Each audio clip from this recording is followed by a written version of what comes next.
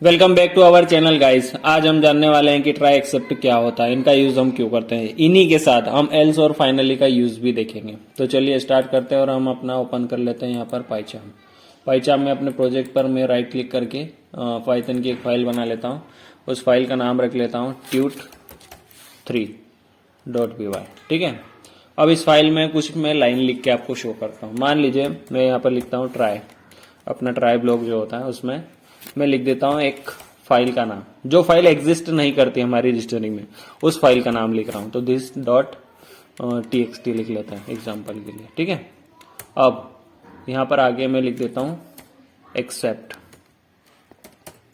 Accept और उसी के अंदर हम पास करवा देते हैं एक्सेप्शन हैंडलिंग के लिए। तो एक्सेप्शन और अजई और उसमें प्रिंट करवा देते हैं अपनी एरर को।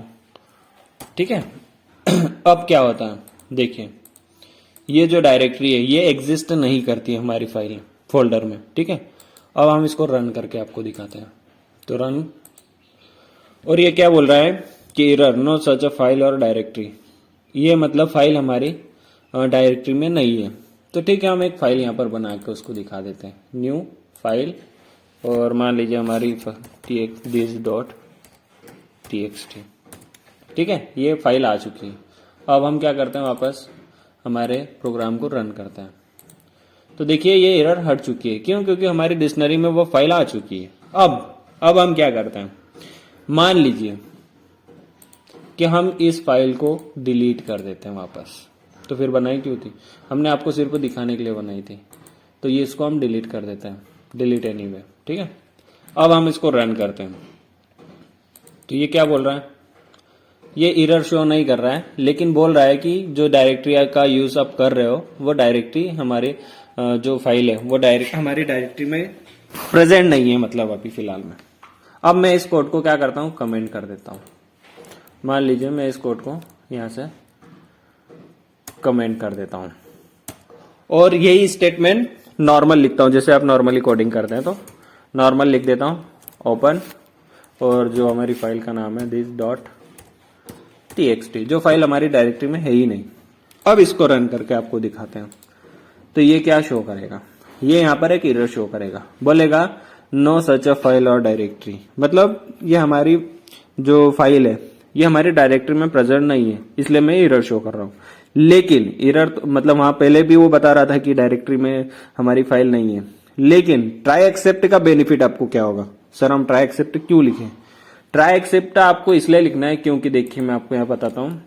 मान लीजिए आपने ये नॉर्मल स्टेटमेंट लिखा ओपन और जो भी फाइल का नाम है, इसके बाद आपने कुछ प्रिंट किया या आपका जो भी कोड होगा प्रोजेक्ट में वो लिखा आपने। तो मान लीजिए कि अभी मैं जिंदा नहीं हूं, अभी मैं जिंदा नहीं हूं। ठीक है, अब आप इसको रन करिए।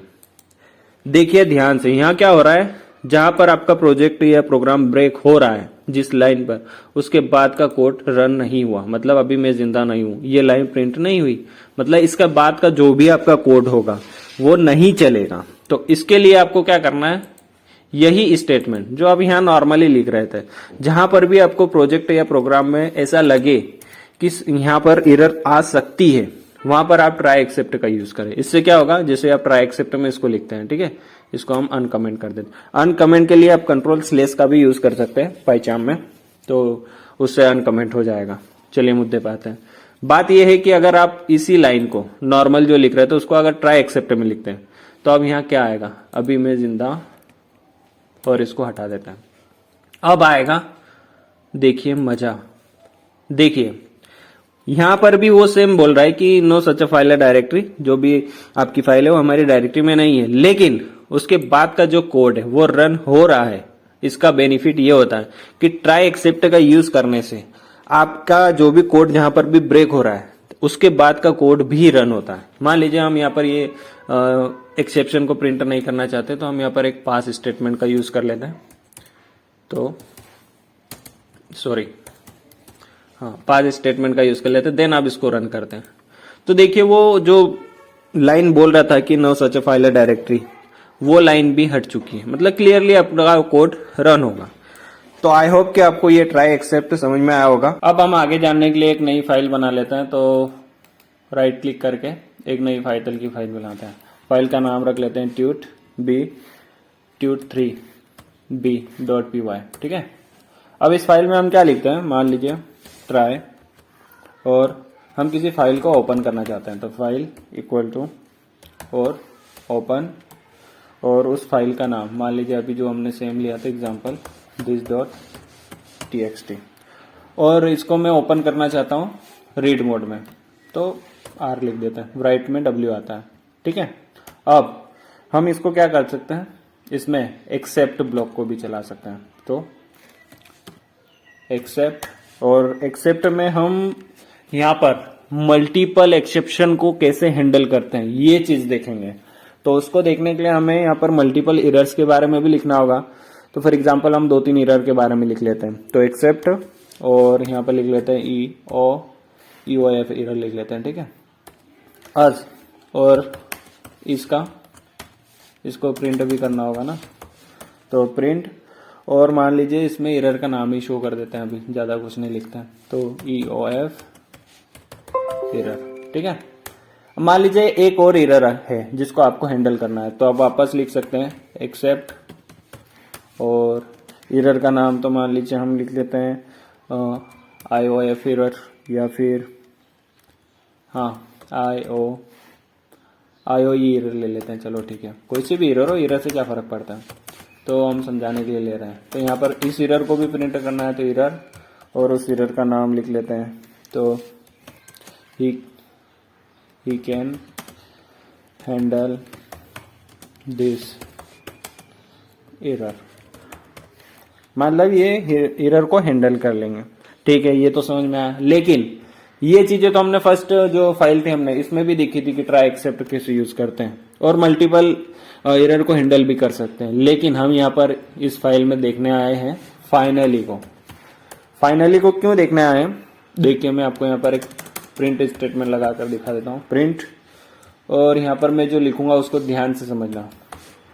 ये लिखा हुआ भी अगर आपने ध्यान से सुन लिया तो आपको पता चल जाएगा कि फाइनली यूज क्यों करते हैं। तो दिस और will be printed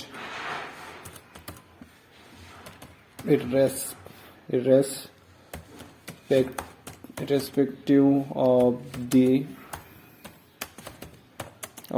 exception occurrence, ठीक है।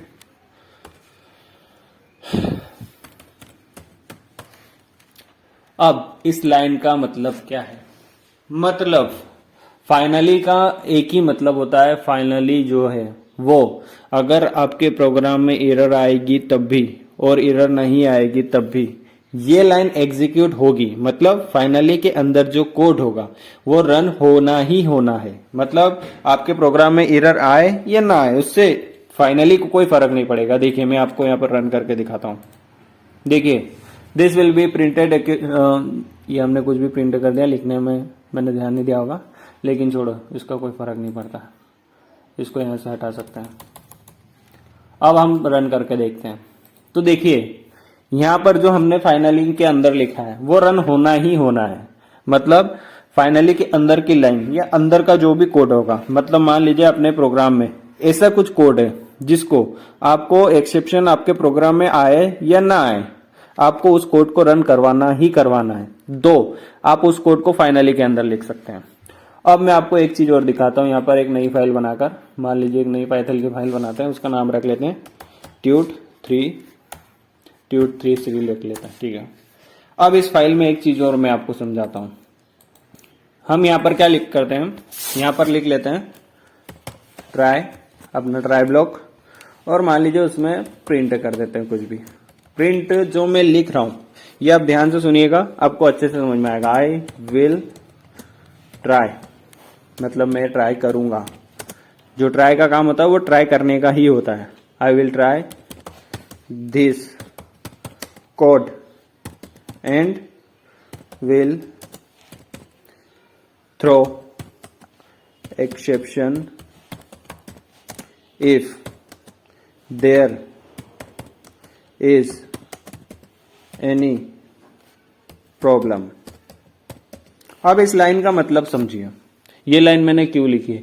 इस लाइन का मतलब ये है कि जब भी प्रोग्राम में प्रॉब्लम आएगी मैं ट्राई करूंगा, मतलब मैं ट्राई करूंगा कि मैं रन हो सकूं, मतलब मैं अपने अंदर के कोड को एग्जीक्यूट कर सकूं। लेकिन मान लीजिए कि आपने ट्राई ब्लॉक इसीलिए यूज किया है कि इन फ्यूचर एक्सेप्शन आ सकती है, तो उसको फिर आपको एक्सेप्ट भी करना होगा। तो एक्सेप्ट, यहाँ पर हम एक्सेप्ट ब्लॉक का भी यूज कर लेते हैं, तो एक्सेप्ट और हमारी जो भी एक्सेप्शन होगी तो एक्सेप्शन, और उसको क्या कर लेते हैं और जई में प्रिंट कर लेते हैं। ठीक है, तो प्रिंट कर देते हैं उस एरर को। लेकिन मैं यहाँ पर एरर नहीं लिखूंगा, मैं यहाँ पर आपको लिखूंगा कि ये एक्सेप्ट ब्लॉक हम यूज क्यों करते हैं। तो लिखते हैं आई will run only if try block fails. इस लाइन का मतलब समझिए, आई will run only if try block fails, मतलब ये लाइन तभी एग्जीक्यूट होगी जब आपका ट्राई ब्लॉक फेल हो जाएगा। मतलब आपके जो ट्राई ब्लॉक है, आपने ट्राई कैच या ट्राई एक्सेप्ट या ट्राई इफ एल्स या ट्राई इफ फाइनली, इन तीनों चारों में से जो भी आप ब्लॉक का यूज करेंगे, इसमें से अगर ट्राई ब्लॉक फेल होगा तो ही एक्सेप्शन की जो लाइन है या उसके अंदर जो भी आप कोड लिखेंगे वो एग्जीक्यूट होगा, वरना नहीं होगा। अब आते हैं अगली एरर पे। हम यहाँ पर इस फाइल में देखने आए हैं एल्स को, तो एल्स को भी हम लिख लेते हैं।